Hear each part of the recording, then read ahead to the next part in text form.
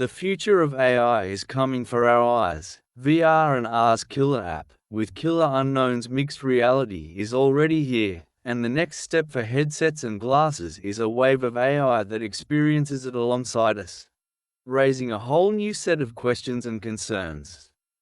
I was immersed in a world of virtual things, 3D maps of my home and places I'd never been, videos wrapping around my head, and browser pages floating all around me.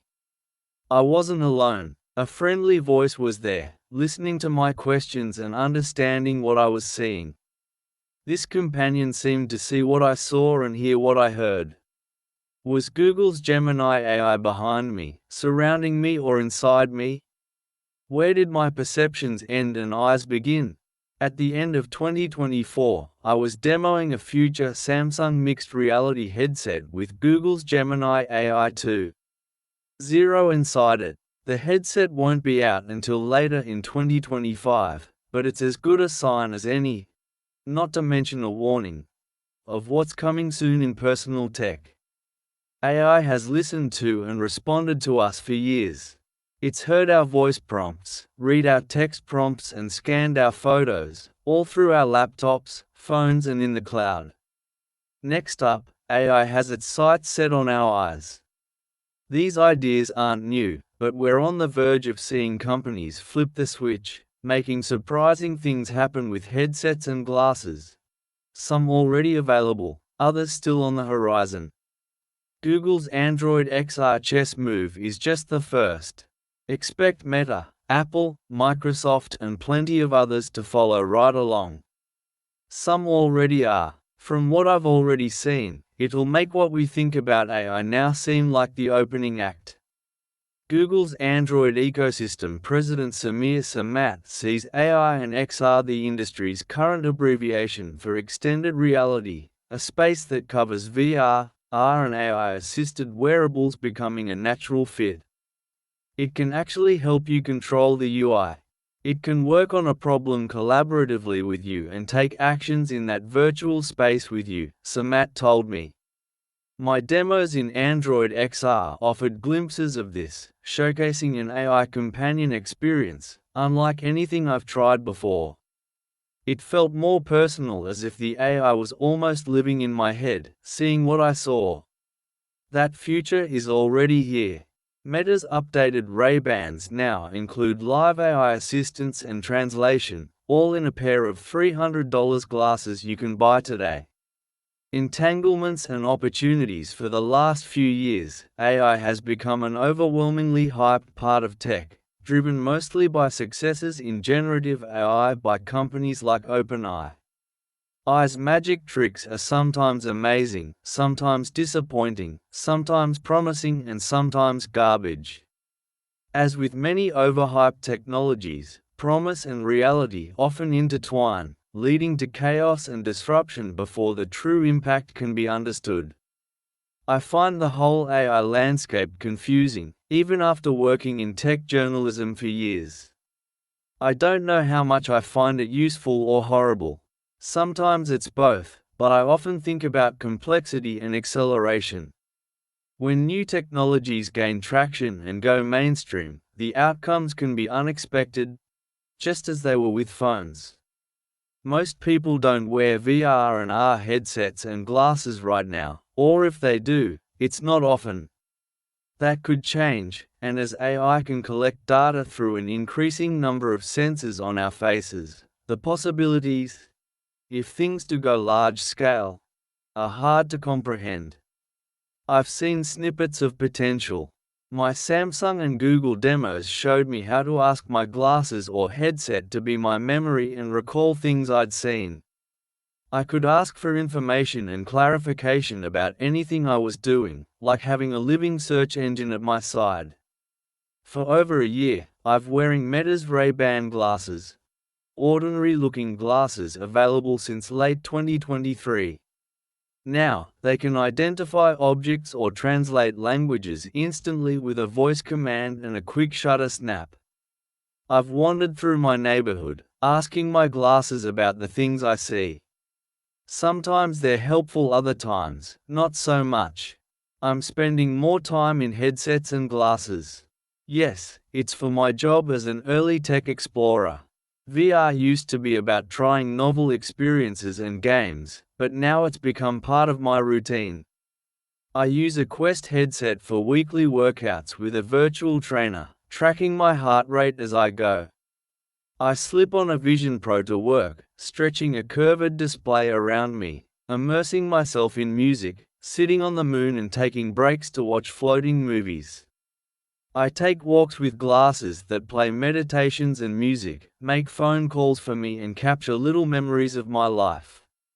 Technology is increasingly becoming a part of my daily life, right in front of my eyes, and now AI is poised to join me on that journey. What happens next? R and AI as a brain-computer interface? Some companies, like Meta, are beginning to explore neural input devices, as I experienced with its prototype Orion glasses. Small wristbands can detect electrical signals using EMG electromyography, turning those signals into predictive gestures. AI already works all over the place on VR and AR headsets to predict head movement, track eye movement, turn hand gestures into actions and sync experiences to make them feel realistic and not nauseating. More advanced generative AI assistants could also start to make headsets feel like the closest thing we have, short of implants, to a brain-computer interface. Some companies I've visited, like OpenBCI, are already exploring combinations of EEG sensors and VR/AR. AI working with visual and audio cues, along with hand movements and gestures, could do enough to feel like mind reading too. Eye tracking is already a field full of possibilities and risks as far as how indicative eye gaze can be of our thoughts and cognitive state. It's hard to wrestle with complexity, but I keep thinking about Ray Kurzweil.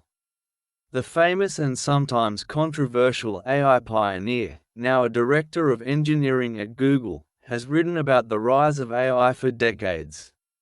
His 2004 book, The Singularity is Near, explored a strange future shaped by accelerating AI developments, supported by pages of charts and graphs.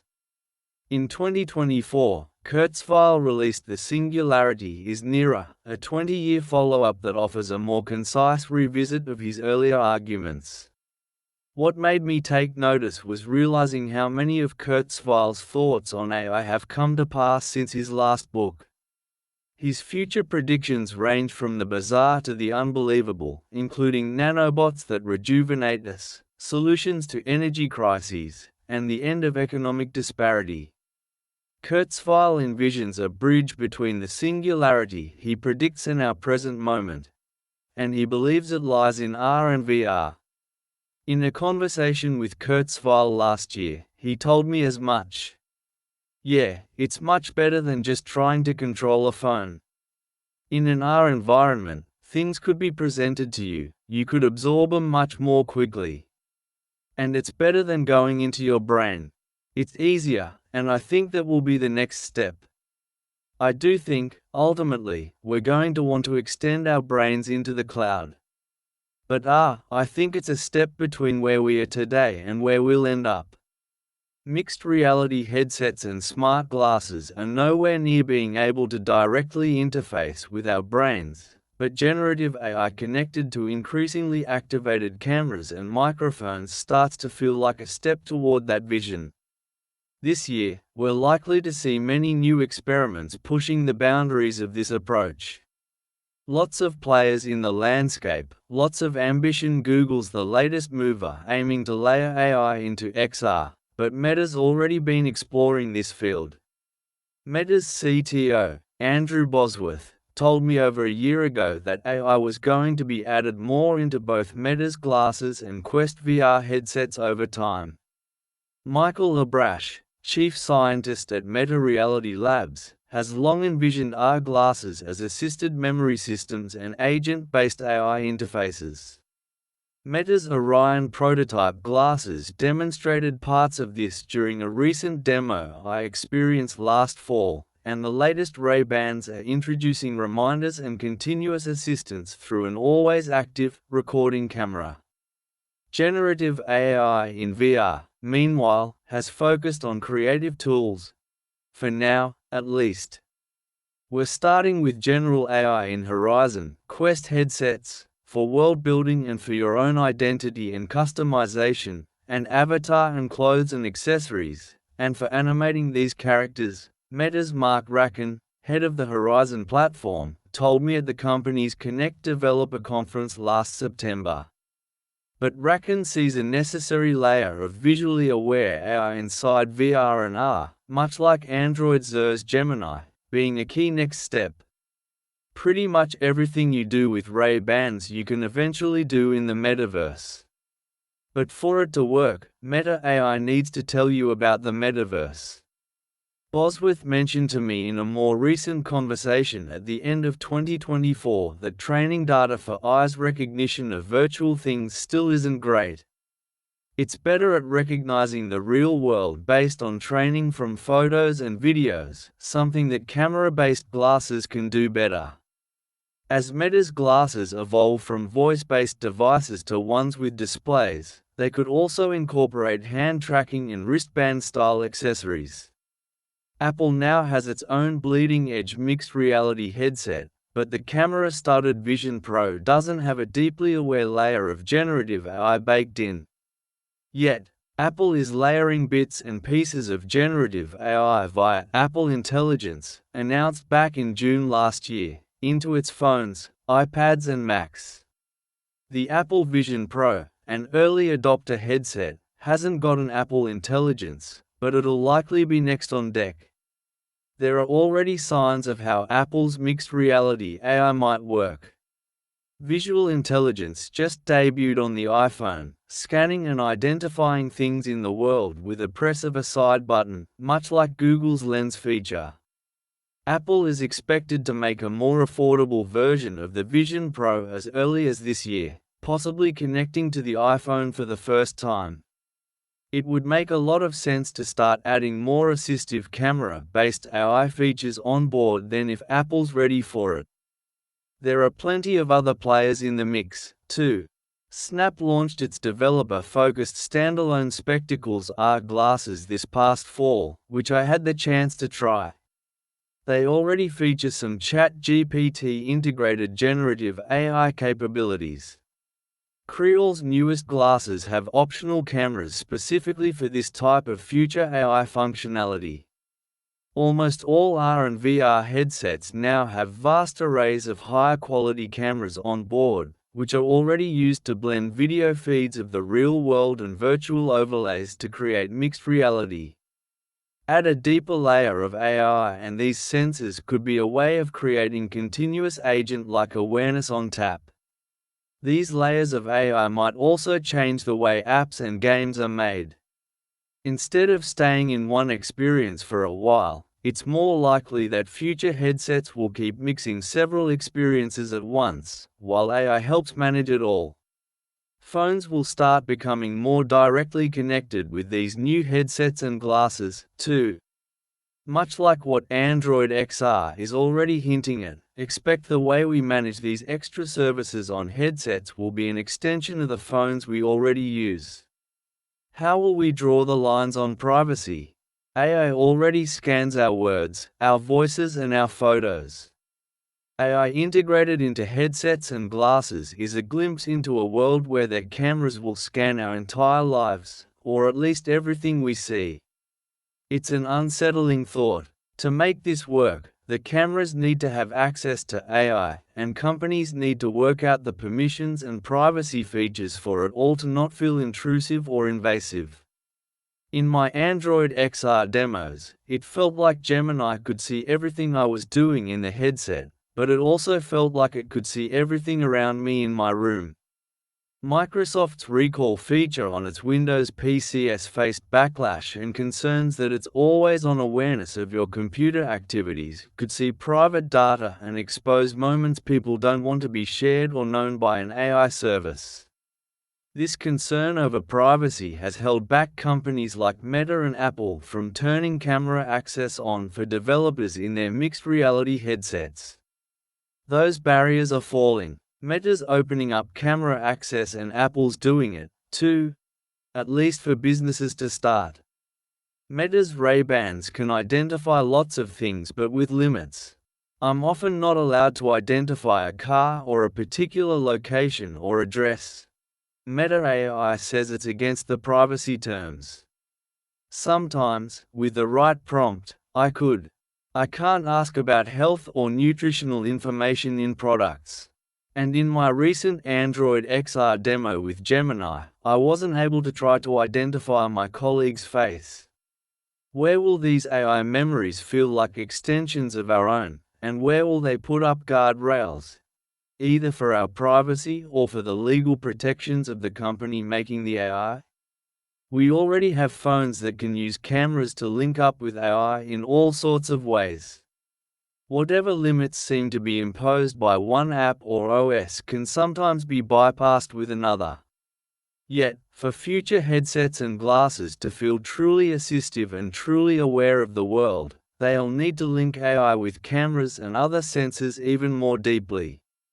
What we see emerging in 2025 will likely only scratch the surface, but the potential, for good, bad and utterly weird and messy, is coming. It's hard to imagine what the implications truly are. Whatever that data is you're streaming through your glasses, your phone, your accounts and services, you care a lot about that. You want to make sure that whoever has that data is trusted. Ideally they have as little of it as possible, it's as local as possible, and it's held on the server as limited as possible. On the flip side, you really want an AI that learns you. Specifically, Meta's CTO, Andrew Bosworth, told me over Zoom as 2024 ended. I think we're going to benefit a lot from personalized AI. There's no reason our personalized AI has to come at the cost of privacy. But Bosworth sees continual access to your life, in AI, as part of what's coming next, in glasses, on headsets and everywhere. I think this is a thing we'll get pretty comfortable with as a society. I'm pretty sure the consumer demand is going to be very high for that. Meanwhile, there are plenty of people who raise warning flags. Ed Zetron, host of the Better Offline podcast and a longtime critic of AI's hype cycle, said, "Generative AI is far less of a privacy problem when it's user-facing, but the problems come when it can see the rest of the world. The applications that see and process the real world must be regulated and fast, otherwise, we'll see some of the most egregious violations of privacy in history, proliferating the worst of surveillance capitalism at the scale of a social network." As I took a stroll in New York testing Meta's latest live AI update to its glasses, which can continuously record video and observe the real world as I wander, it never felt clearer that things are changing fast. Right now, I'm as amazed and confused and concerned about it all as anyone else.